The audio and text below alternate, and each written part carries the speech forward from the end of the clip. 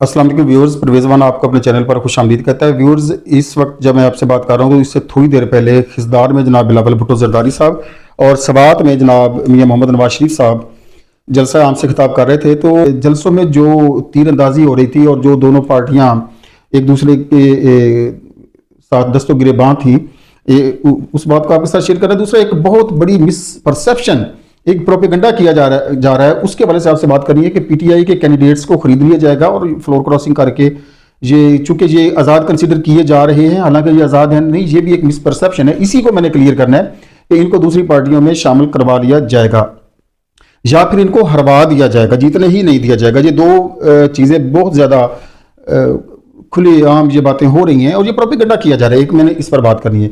ये दो मेरे पास इंतहाई अहम पॉइंट्स हैं। Viewers, stay with me. अगर आपने मेरा ये चैनल अभी तक सब्सक्राइब नहीं किया है तो ज़रूर सब्सक्राइब कीजिए ताकि मेरी तमाम वीडियोस आप तक इंस्टेंटली पहुंचती रहें। व्यूअर्स, जलसा आम से खिताब करते हुए जनाब नवाज शरीफ फरमा रहे थे कि आपने इस मुल्क को ऐसे शख्स के हवाले ही क्यों किया जिसने इसको तबाह बर्बाद कर दिया। अब ये बात सुनकर यकीन जानिए थोड़ी देर के लिए मैं दंग रह गया और उनकी मासूमियत पर मुझे तरस आया। जो आगे लोग बैठे हुए थे कि उस शख्स ने क्या 3.5 साल में, जिसमें 2 साल कोविड के हैं, आप कोविड के अगर 2 साल निकाल लें तो पीछे 1.5 साल बचता है। 1.5 साल में पाकिस्तान का ग्रोथ रेट जो है वो भी तकरीबन 6 पॉइंट समथिंग पर लेके चले गए। और इवन कोविड के दौरान भी जो ग्रोथ रेट है, जब पूरी दुनिया का across the globe growth rate down हो गया था, 0 पर आ गया था और हमारा जो नेबर कंट्री है इंडिया, उसका तो माइनस में चला गया, तो पाकिस्तान उस वक्त भी 3 और 4 के दरमियान में इसका ग्रोथ रेट फॉल कर रहा था। तो उसने कहाँ पाकिस्तान को तबाह किया है? उसने पाकिस्तान की इकोनॉमी को स्पीड अप किया। उसने कर्जे जितने उतारे हैं आप सोच भी नहीं सकते हैं। बहुत ज़्यादा कर्ज उसने वापस किया IMF को, और उसने लंगर खाने गरीबों के लिए खोले, उसने पनाहगाहें खोली, उसने हर गरीब आदमी की जेब में 10 लाख रुपया सेहत कार्ड की सूरत में रख दिया। उसने कर्जे लोगों को दिए, उसने ख़ातमुन नबीयीन अथॉरिटी कायम की, उसने यूनाइटेड नेशन में जाकर इस्लामोफोबिया के खिलाफ बात की, पाकिस्तान को रिकॉग्नाइज किया करवाया। वहाँ पर पाकिस्तान का जो पाकिस्तान और इस्लाम के बारे में बहुत ज़्यादा परसेप्शन थी इंटरनेशनल लेवल पर, उसको जाकर उसने मिनिमाइज किया और उसको ख़त्म करने की अपनी पूरी कोशिश की। तो कहाँ उसने मुल्क को बर्बाद किया है? अगर सपोज आपकी बात मान ली जाए कि मुल्क को बर्बाद कर दिया उसने, तो आपको इतनी उजलत क्या थी 1.5 साल पहले उससे हुकूमत लेने की? भाई उसको हुकूमत करने देते। 1.5 आज जो पॉपुलरिटी का उसका लेवल 70% से भी ऊपर चला गया है, तो वो उस वक्त अगर उसको आप करने देते जिस तरह से आप फरमा रहे हैं, तो वो तो आज 0 पे होना था ना। असल बात यह है कि जो काम वो पाकिस्तानी इकोनॉमी के हवाले से कर रहा था ना, हम सरे आईना देखने वाले कौम हैं, हम सरे आईना देखने वाले लोग हैं, हम सादा लोग हैं, हम जो स्क्रीन पे चल रहा था वो देख रहे होते हैं, हमें नहीं पता होता पीछे क्या हो रहा है। तो व्यूअर्स, जो पसे आईना देखने वाले थे ना, यही पॉलिटिशियंस, यही एस्टेब्लिशमेंट, यही मैनेजमेंट, यही इंतजामिया, ये पसे आईना देख रहे थे कि जो काम ये कर रहा है ना, अगर ये कर जाता है मुकम्मल, तो उसके बाद फिर दूसरी पार्टियों का सर्वाइवल नामुमकिन है, क्योंकि अवाम की हालत बेहतर हो रही थी, अवाम की कुव्वत खरीद में इजाफा हो रहा था। उसने फ्यूल प्राइसेस को मैनेज किया हुआ था, उसने डॉलर को मेंटेन किया हुआ था एक आज़ाद मईशत के हवाले से।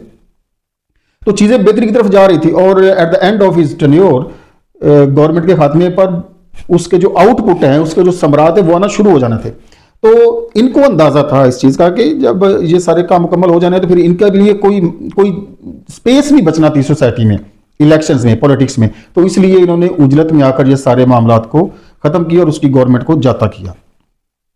आगे चलकर जनाब मियाँ मोहम्मद नवाज शरीफ साहब मजीद फरमाते हैं कि आजमाए हुए लोगों को आजमाना नहीं चाहिए। दुरुस्त फरमाया। ये हुई ना बात, ये बात उसने ऐसी की है कि ये दिल को ठंड पड़ गई है।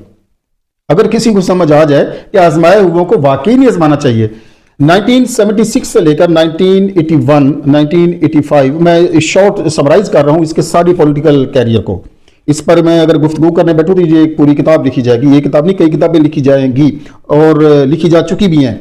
1976 में ये शख्स पॉलिटिक्स में आया, 1981 में इसको वज़ारत ख़जाना मिली, 1985 में ये वज़ीर आला बना, 1988 में फिर ये वज़ीर आला बना, और 1988 में मैं एक जो इसको मैं लिंक करूँगा अपने दूसरे पीटीआई के इशू के साथ, ये जब मैं आगे जाऊँगा ना, पीटीआई का इशू मैं आपके साथ डिस्कस करूँगा, तो 1988 में जब ये चीफ मिनिस्टर बना है, इसको मैं उसके साथ उस बात के साथ लिंक करूंगा। तो बहरहाल let me summarise it's his political career कि 88 में ये चीफ मिनिस्टर बन गया, फिर दोबारा से 90 में ये प्राइम मिनिस्टर फिर से बना, फिर 97 में ये प्राइम मिनिस्टर बना, फिर ये 2014 में प्राइम मिनिस्टर बना।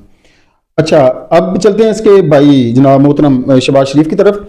मुसलसल वो वजारत आला के मनसब पर फायज हैं, मुसलसल 2018 तक वजारत आला, और उसके बाद 2022 में वो वजीर आजम भी बने। तो वाकई आजमाए हुओं को आजमाना नहीं चाहिए। इतना लंबा इनका पॉलिटिकल कैरियर है, इतना ज्यादा अरसा पाकिस्तान की तारीख में सबसे ज्यादा अगर हुकूमत करने वाली पार्टी है तो ये पार्टी नहीं कहूंगा मैं, अगर घराना कहें, अगर फैमिली कहें, अगर लोग कहें तो ये दो भाई हैं। सबसे ज्यादा तवील दौरानिया है इनका गवर्नमेंट में और हुकूमत में, और हम लोगों को बलडोज करने में। तो क्या किया है मुल्क की खातिर इन्होंने, क्या तरक्की हुई है इनके दौर में? क्या पाकिस्तान को इंटरनेशनली रिकॉग्नाइज किया गया इस लिहाज से कि ये एक ग्रोइंग कंट्री है, इसकी इकोनॉमी ग्रो कर रही है? क्या एक्सपोर्ट बेस्ड इकोनॉमी को इन लोगों ने डेवलप किया? क्या एजुकेशन पर तवज्जो दी? क्या हेल्थ पर तवज्जो दी? अपना सर दर्द का इलाज करवाने तो ये मौसूफ लंदन तशरीफ ले जाते हैं, और पाकिस्तान के ये कहते हैं कि हमने पाकिस्तान को तो एशिया का टाइगर बना देना था जी, आजमाए हुओं को आजमाना नहीं चाहिए। वाकई मैं भी कहता हूं, मैं आपसे भी कहता हूं व्यूवर्स कि वाकई आजमाए हुओं को आजमाना नहीं चाहिए। 1976 से लेकर 2024 तक कितनी दफा आप इनको आजमा चुके हैं, जरा मुझे रिकाउंट करने दीजिए। 81, 85, 88, 90, 97 और 2014, 2014 और फिर 2022। तो ये अप्रोक्सीमेटली इनके तकरीबन ये 8 दफा वजारत आला या वजारत उज़्मा के ओहदे पर फायज रह चुके हैं। इतनी दफा हम इनको आजमा चुके हैं, यानी कि 8 दफा हम इनको आजमा चुके हैं। तो भाई माफ कीजिए, 9वीं दफा हम आपको नहीं अब आजमाना चाहते, बाकी आजमाए हुए को आजमाना नहीं चाहिए। तो नेक्स्ट मौसूफ फरमाते हैं कि मुझे जब शहबाज शरीफ को मौका मिलता तो केपी के सरसब्ज़ो शादाब होता। वाह, क्या क्या फरमान है जी भाई। और कितने मौके दें, मैं अभी कैलकुलेट फिंगर टिप्स पर आपको कैलकुलेट करके बता चुका हूं कि और कितने मौके दें आपको, कितना दौरानिया आपको और दें। पंजाब को तो आप सरसब्ज कर नहीं सके हैं, केपी के को क्या सरसब्ज करते, उसको तो अल्लाह पाक ने वैसे ही सरसब्जो शादाब रखा हुआ है। आप होते तो आप उसको तबाह बर्बाद ही करते। दूसरी तरफ बिलावल भुट्टो साहब फरमा रहे थे कि कायदे आजम ने पाकिस्तान बनाया एक भी गोली चलाए बगैर। बात उसने बिल्कुल दुरुस्त की है, एक भी गोली चलाए बगैर, क्योंकि उसके पास अल जुल्फकार नहीं थी। अगर अल जुल्फकार उसके पास होती, मेरी बात शायद आप लोग समझ रहे हो, अगर अल जुल्फकार जैसी उसके पास मिलिट्री विंग्स होती पाकिस्तान मुस्लिम लीग की, जो उस वक्त कायदे आजम की सदारत में थी, तो शायद कहीं ना कहीं गोली चलाना पड़ती, लेकिन उसके पास कोई मिलिट्री विंग नहीं थी उसकी जमात में, ना अल जुल्फकार थी, ना ही वो उसके पास कोई अल्ताफ सैन जैसे लीडर थे। वो एक शरीफ आदमी था, शरीफ नफ्स इंसान थे, इंटेलेक्चुअल थे, वो एक लॉयर थे, और उसने मुकदमा लड़ा। उसने गन पॉइंट पर पाकिस्तान हासिल नहीं किया, मुकदमा लड़ के उसने पाकिस्तान हासिल किया है। एक बड़ी खूबसूरत बिलावल ने बात की है, बहुत खूबसूरत, I really appreciate him that young guy, कि वो कहता है कि ऐसे लोगों का साथ ना दें जो हमारे बच्चों, हमारी खवातीन के साथ गलत सलूक रवा रखे हुए, जालमाना सलूक रवा रखे हुए। शायद यही उसके एग्जैक्ट वर्ड्स थे, या थोड़ी से अल्फाज की तब्दीली के साथ उसका मफहूम यही था कि ऐसे लोगों के साथ न दें जो हमारे बच्चों और हमारी खवातीन पर जुल्म और ज्यादती रवा रखे हुए।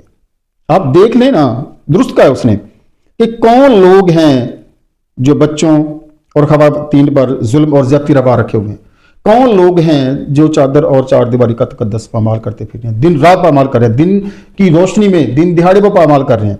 ना इज्जतें बची हुई है, ना बच्चे बचे हुए हैं, ना चादर बची हुई है, ना चार दीवारी बची हुई है, ना मर्द बचे हुए हैं, ना खवातीन बची हुई है, ना घर में महफूज है, ना घर के बाहर महफूज है, कहीं महफूज नहीं है। सिर्फ एक पार्टी के लोग, 70% population of the Pakistan is unsecured, is feeling unsecured. वो कौन से 70% पीपल है? पाकिस्तान तहरीक इंसाफ के। उसके बच्चे भी महफूज नहीं है, बड़े भी महफूज नहीं है, बुजुर्ग भी महफूज नहीं है, जवान भी महफूज नहीं है, खवातीन भी महफूज नहीं है, चादर महफूज नहीं है, चार दीवारी महफूज नहीं है, हर चीज को पामाल किया जा रहा है। तो ये बिलावल भुट्टो ने बड़ी अच्छी बात की है, इस पर अमल होना चाहिए। उसको ये मशवरा वहां पहुंचाना चाहिए जहां पहुंचाना जरूरी है, जहां से ये सब इंस्ट्रक्शंस आ रही हैं। तो गार्ड ऑफ बेटर के वो किसको एड्रेस कर रहे हैं, किसको ये मुखातब करके बात कर रहे हैं, लेकिन जो मेरी समझ में आई है, तो मेरी समझ के मुताबिक उसने दुरुस्त बात की है। और ये समझना चाहिए उन लोगों को जो इन चीज़ों को वायलेट कर रहे हैं, चादर चार दीवारी का तकद्दुस जो है उसको पामाल कर रहे हैं और जुल्म और ज्यादतियां कर रहे हैं, ये उनको समझना चाहिए। ये बात उसने बाकी ठीक की है। एक और बात उसने बड़ी अच्छी की है कि हम 3-4 ममालिक तकरीबन हमारे साथ लगते हैं, लेकिन 3 के साथ इस वक्त हमारी लड़ाई चल रही है, इंडिया, ईरान, अफगानिस्तान। तो दुरुस्त बात की उसने, कहा कि 3 के साथ हमारी लड़ाई चल रही है, हमें इन 3 के साथ तिजारत करनी चाहिए, लड़ाई से बाहर निकलना चाहिए। तो वो लड़ाई भाई किसने शुरू की है? इमरान खान शुरू करके गया बेचारा। वो तो इस तरह से डिप्लोमेसी और इस तरह से सफारतकारी कर रहा था कि उसने अफगानिस्तान से अमेरिका को निकलने पर मजबूर किया। बाबा जी, आपको पता है अफगानिस्तान से अमेरिका ऐसे नहीं निकला है। इसमें इमरान खान का जो रोल है और इसकी पाकिस्तान की जो फॉरेन पॉलिसी इंडिपेंडेंट वो जो फॉरेन पॉलिसी अडॉप्ट किए हुआ था और जिस तरह से वो सफारतकारी कर रहा था, ये उसके समरात हैं कि अफगानिस्तान से अमेरिका को निकलना पड़ा और भागना पड़ा। ये बात उसकी दुरुस्त है, लेकिन इसका पर्पज, इसका मकसद कुछ और है, सिर्फ फर्देवाद को नवाजा जाना। तो आगे चलकर मौसूफ फरमाते हैं कि सी पैक का जितना फंड था उसको नवाज शरीफ ने लाहौर, ऑरेंज और मेट्रोज पर लगा दिया। ये उसकी बात दुरुस्त है।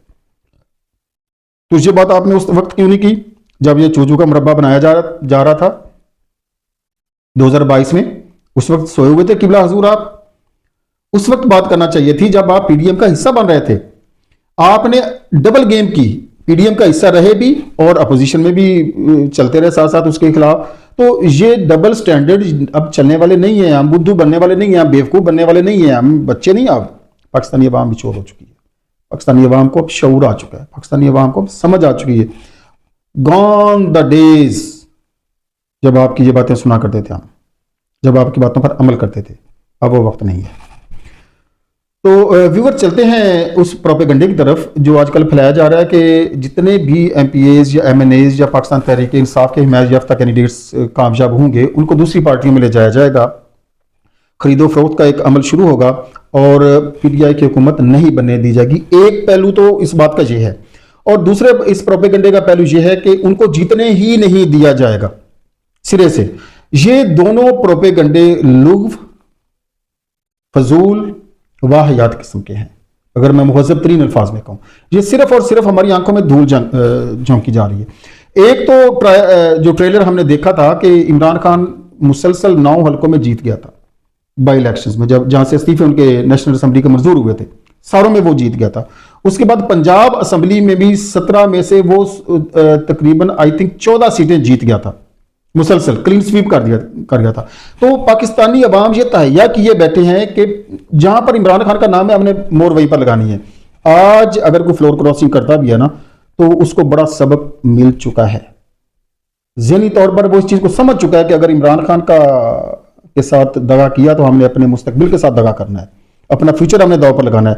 तो कोई भी ऐसा कैंडिडेट नहीं होगा जो इमरान खान की हिमायत से, पीटीआई की हिमायत से तो जीते, लेकिन आगे जाकर वो फ्लोर क्रॉसिंग करे और किसी दूसरी जमात में चला जाए। नंबर 1 तो ये है। नंबर 2, लाहौर हाई कोर्ट में ये पिटीशन पीटीआई ने की चल रही है कि जितने भी कैंडिडेट्स हैं उनको पीटीआई का कैंडिडेट सबर किया जाए। गो के उनके पास सिंबल अलग-अलग है, लेकिन उनके पास टिकट पीटीआई का है। और व्यूअर्स ये याद रखें कि पीटीआई बैन नहीं हुई है, उससे सिंबल लिया गया है प्रैक्टिकली, और डॉक्यूमेंट्री तौर पर वो रजिस्टर्ड जमात है और वो एग्जिस्ट कर रही है, और बतौर जमात पाकिस्तान तरीके इंसाफ हिस्सा ले रही है इलेक्शंस में। और जितने यही पिटीशन हाई कोर्ट में चल रही है और इस पिटीशन का फैसला भी आने वाला है। लेकिन बहरहाल इसका फैसला अगर डिले कर भी दिया जाता है, क्योंकि ये इतना इंपॉर्टेंट नहीं है हमारी अदलिया के लिए या हमारे साहिबान इक़्तिदार के लिए या मुनसिफीन के लिए कि इसको जल्द अज जल्द निपटाया जाए। जो जल्द अज जल्द निपटाने वाले होते हैं, आपने क्विक इंसाफ होते हुए देख लिया है, साइफर में देख लिया है, आपने तोशाखाना में देख लिया है, आपने बल्ले के निशान पर इंट्रा पार्टी इलेक्शंस पर क्विक जो जस्टिस है वो आपने देख लिया है। तो इस पर इतना जल्दी शायद फैसला ना आए। तो बहरहाल कोई भी पाकिस्तान का विनर कैंडिडेट किसी भी दूसरी जमात में जाने वाला बिल्कुल भी नहीं है। ना ही कोई इतना एमको की जन्नत में रहता है, ना ही कोई इतना बेवकूफ़ कैंडिडेट है कि वो इस किस्म की गलती करे। ये हमाकत करे कि जीते तो वो पीटीआई के टिकट पर, पीटीआई की हिमायत से, और फिर वो किसी और पार्टी में चला जाए। हाँ, अगर उसको अपना मुस्तकबिल अजीज नहीं है, अपना फ्यूचर पॉलिटिक्स से उसको अजीज नहीं है, तो शायद कोई ये हरकत कर ले, लेकिन उस पर भी जरूर जो कानूनी कदगन है वो होगी। दूसरी बात यह है कि उसको जीतने ही नहीं दिया जाएगा। 1988 में पाकिस्तान की एजेंसियों ने 15 मिलियन रुपीस, उस वक्त 15 मिलियन बहुत ज्यादा होते थे जब 6-7 रुपए का डॉलर था, 15 मिलियन रुपीस आईजेआई को दिए कि पाकिस्तान में बेनजीर भुट्टो को शिकस्त देनी है, उसको हरवाने के लिए इलेक्शन में पाकिस्तान मुस्लिम लीग को या आईजीआई को जितवाने के लिए पाकिस्तान की एजेंसियों ने, ये ऑन द रिकॉर्ड चीजें हैं, 15 मिलियन रुपीस। और 15 मिलियन रुपीस जब मैं कहता हूं ना, तो आज के 15 मिलियन रुपीस नहीं, ये 88 के 15 मिलियन रुपीस हैं, जब डॉलर तकरीबन 7-8 रुपए के पे फॉल कर रहा था। तो कैलकुलेशन करके देखिएगा, सिर्फ बेनजीर को हरवाने के लिए, उसको आउट करने के लिए इतना पैसा पाकिस्तान के अंदर इन्वेस्ट किया गया पॉलिटिक्स में। लेकिन क्या हुआ कि बेनजीर फिर भी जीत गई। अगर इन्वेस्टमेंट करने से और हरासा करने से और प्रोपेगेंडा करने से और वोट को आगे पीछे करने से जीतना या हारना होता, तो उस वक्त पाकिस्तान पीपल्स पार्टी कभी भी बरसरे इख्तियार ना आती। तो व्यूअर्स, बताना आपको ये चाहता हूं कि बहरहाल ये वोट ही होता है जो काउंट होता है। हाँ, 2-3 हजार का जहां पर डिफरेंस होगा, ये बिल्कुल एडमिटेड फैक्ट है कि 2-3 हजार का डिफरेंस होगा, तो वहां पर हो सकता है सारा कुछ, पॉसिबिलिटी है कि जुर्रू फिर जाए। लेकिन जहां पर डिफरेंस 2,000 या 2,500 या 3,000 से ऊपर जाएगा, कभी भी ये सोचिएगा भी नहीं कि उस वोट को किसी और खाते में डाल दिया जाएगा। बहरहाल काउंट वोट ने ही होना है, और वोट की ताकत से ही जीत या हार का फैसला होना है। तो ये बिल्कुल बात गलत है। अगर ये बात दुरुस्त है कि जितवाना तो बहरहाल नून लीग को ही है ना, जितवाना तो बहरहाल इस्तेकाम पार्टी के कैंडिडेट को ही है ना, अगर जितवाना उसको ही है, तो फिर ये छापे कैसे? फिर इलेक्शन होने दे खामोशी के साथ, दोनों पार्टियों को मैदान में, दोनों तरफ से लोगों को आने दें। जितवाना तो आपने फिर भी उनको ही है ना। लेकिन ये फैक्ट नहीं है असल में, जो समझने वाली बात है। फैक्ट ये है कि काउंट होना है वोट ने, और वोट की बेस पर ही जीत या हार का फैसला होना है। तो ना तो कोई कैंडिडेट फ्लोर क्रॉसिंग करेगा, और ना ही आपका वोट जाया होगा। वोट करना है बड़ा सोच समझ के, ये जेन से निकाल के कि आपका वोट काउंट नहीं होना है। आपका वोट काउंट होना है, आपका वोट मैटर करेगा, और एक एक वोट कास्टिंग वोट कंसीडर होगा। ये समझ के आपने निकला है 8 तारीख को कि हमारा एक एक वोट कास्टिंग वोट है, और वही वोट फैसला कन वोट है जो आपने जाकर देना है। इस सोच के साथ और इस इबहाम को दूर करके निकलिए, और टर्न आउट 50 से भी ऊपर लेके जाइए। तो कोई ऐसी दुनिया की ताकत नहीं है जो आपके वोट को, आपके हक को छीन कर किसी दूसरे के खाते में डाल दे। जहां थोड़ा सा फर्क होगा, वहां ये मसला बन सकता है। अब तक के लिए इतना ही। अगली वीडियो तक इजाजत दीजिए। अल्लाह हाफिज।